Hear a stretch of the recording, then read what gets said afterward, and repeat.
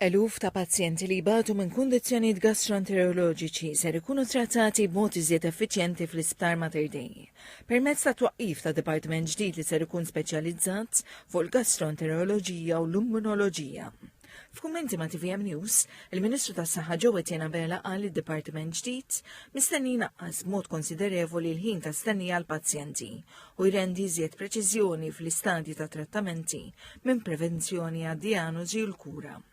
Għal eluf ta' pazjenti li qed ibatu b'mart fl-imsaren u allerġiji, każi ta' kanċer u kundizzjonijiet li jinkludu IBS u gastritis ser jibbenefikaw minn kura mogħtija minn professjonisti imħarġa b'mod speċjalizzat f'din il-fera medika. Minn mart fil-marrara, ġebel fil-marrara, ġebel fil-pajp tal-fwied, kundizzjonijiet oħra tal-imsaren bħal infjammazzjonijiet, Crohn's disease, anke wkoll il-kanċer. Il-Ministru Bela qal l-investiment kontinwu fit-taħriġ tal-professjonisti u t-teknoloġija bl-użu tal-intelligenza artifiċjali huma biss parti minn pjan usa ta' azzjoni u l-implementazzjoni ta' strateġija li tiffoka fuq il-prevenzjoni u trattamenti fi stadji bikrin.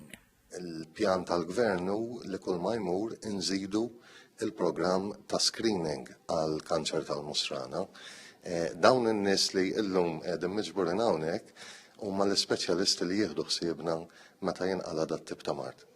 Il-Ministru Bela kienet jattendi għal konferenza speċjalizzata organizzata mid-Dipartiment tal-Kirurġija, id-Dipartiment tal-Radjoloġija u d-Dipartiment ġdid tal-Gastroenteroloġija u Immunoloġija. Għalija attendew madwar 200 konsulent u speċjalista, tobba u studenti.